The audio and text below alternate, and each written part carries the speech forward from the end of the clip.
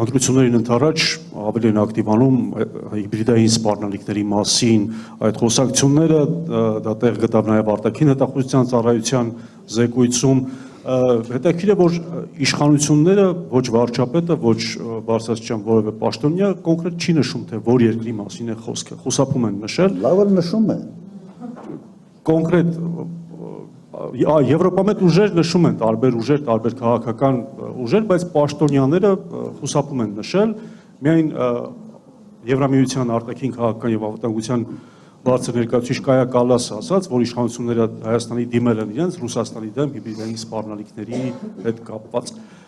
Ըստ ձեզ այս գործոնը, այսպես կոչված հիբրիդային սպառնալիքի այս հատվածը, այս հակառակորդը ինչպես կարող է ազդել ընտրությունների վրա, ինչ լրացուցիչ դիվիդենտներ կարող է տալ քաղաքական ուժին իշխող։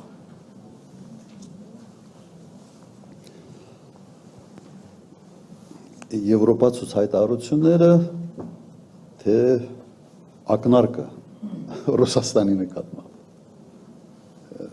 Իմ տպավորությամբ, որ սա նայած ով ոնց կիրառի այս ամենը։ Իսկ եթե ընդհանրապես խոսանք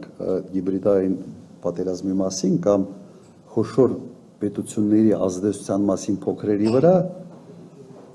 հիմա տեսնում եք Տրամպը ոնց է իր հարցերը լուծում։ Մեկը ինչ որ մի բան ասեց, դուրը չեկավ, նույնիսկ իր պարտներների եվրոպացի 200% տարիվ, 50% տարիվ, 70% տարիվ, այս կանեմ, այն կանեմ, ու աշխատում է, այնպես չէ չի աշխատում։ Հենց որ ասում 80% տարիվ, հետո բանակցում ենք 25-ով բարիշում ենք, կոպիտ ասած, բայց բանա փոխում։ Հիմա դուք պատկերացրեք, որ հանկարծ Ռուսաստանը որդեգրի նման ոչ աշխատելու այն տարածքների վրա, որոնք պատմականորեն այսպես համարվում է Ռուսաստանի ազդեցության գոտի։ Հիմա պատկերացրեք օրինակ, ինչ որ մի բան հիբրիդային պատերազմից խոսած, կամ Ալեն Սիմոնյանը մի հիմարություն ասաց երթականը, օրինակ Ռուսաստանի նախագահ տեսականորեն հայտարարում է 200% տարիվ Հայաստանի վրա։ Ինչ ենք անելու։ Մենք ընդունում ենք, որ Միացյալ Նահանգները կարող է այս քաղաքականությունը վարել, բայց մենք նույնիսկ մեր մտքով չի անցնում, որ Ռուսաստանը կարող է նման բան անել։ Որտեղ Ռուսաստանը իրեն այնպես է պահել այս ընթացքում, որ մենք չենք էլ պատկերացնում, որ կարող է անել։ Բայց Ռուսաստանի լծակները մեր վրա նման կարգի քաղաքականությամբ ազդելու հսկայական է։ Հսկայական է։ Նման կարգի մին քայլ անեն գյուղատնտեսության նկատմամբ պրոբլեմ է, որովհետև մենք մեր գյուղարտադրանքը բացի Ռուսաստանից ուրիշ չի գնում։ Մի պահ պատկերացրեք, որ Ռուսաստանը, այսպես ասենք, հիբրիդային պատերազմի շրջանակներում նման մի քայլի դիմի։ Ես հիշեցնեմ, հիշողությունս լավ է։ 19 թվական Վրաստանում Գաբունիա անունով մի լրագրող կար, բավական հայտնի, Ռուստավի հեռուստաընկերության եթերում շատ կոպիտ արտահայտվեց Ռուսաստանի վերաբերյալ եւ Ռուսաստանի նախագահի հասցեի, հայհոյանքներով։ Դուք չեք հիշում ինչ է եղել դրանից հետո։ Հիշեցնեմ, երևի հիշում եք, անմիջապես կաղնեցրին ամբողջ առևտուրը, բոլոր թռիչքները չեղարկեցին, դա եղավ հուլիսի սկիզբ, ոչ մի ինքնաթիռ այլևս այդ հաղորդակցությունը օդային կտրեցին, հսկայական կորուստներ ունեցավ ամբողջ Վրաստանի բիզնեսը, տուրիստական սեզոնը մեռավ, որտեղ 70%-ը Ռուսաստանի քաղաքացիներն էին։ Վրացիք այդ լրագրողին գործից հանեցին, ներողություն խնդրեցին եւ ժողովուրդը հասկացավ, թե ինչքան է իր տնտեսությունը, իր բարեկեցությունը ամեն մարդու, ինչքան է կախված Ռուսաստանից։ Բաթումի այդ հյուրանոցների այդ ամառը դատարկ էին։ Ինչի համար եմ ես դա հիշեցնում։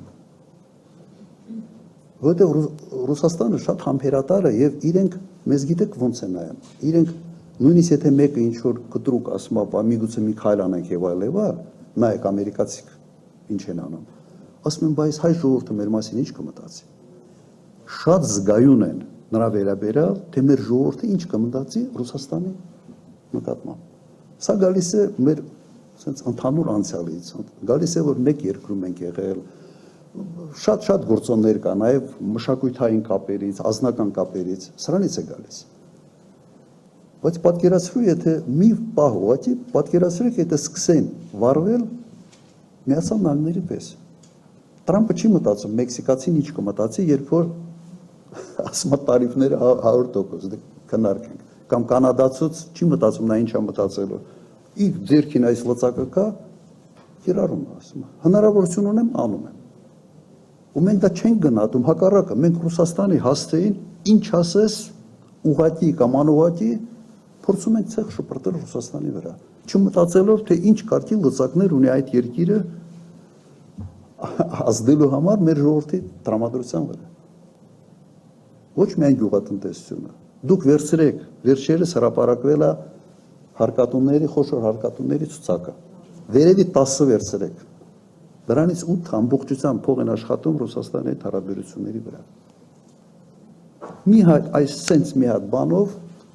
կարան դրանց մուտքը Ռուսաստան փակեն։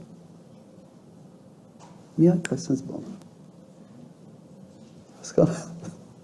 Դուք ճիշտ հասկացեք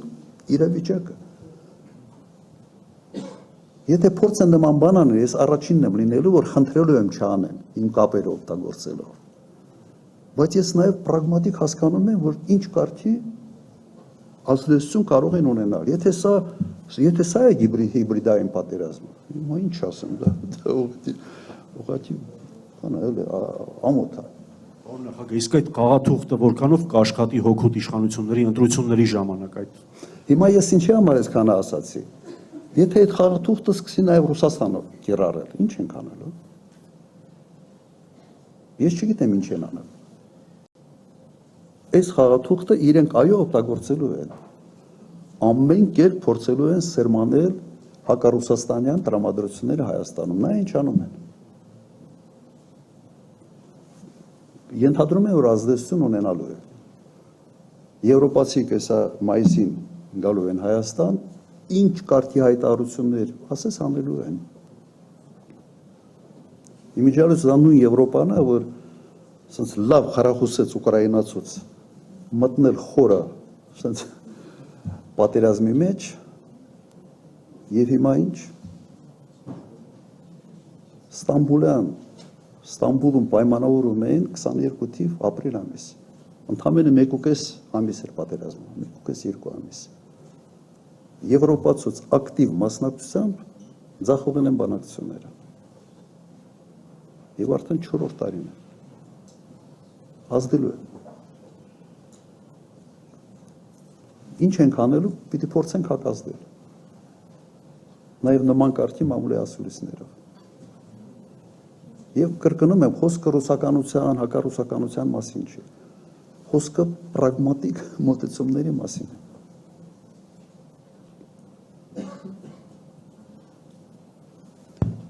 Իդեպ մի բան էլ ավելացնեմ, իմ ժամանակ Եվրոպայի հետ առևտուրը մեր արտաքին առևտրի 20%-ից ավելն էր Հայաստանում, իմ նախագահության ժամանակ։ Այսօր Եվրոպայի հետ առևտուրը մոտավորապես 7%-ի չափ է Հայաստանի արտաքին առևտրի ծավալները։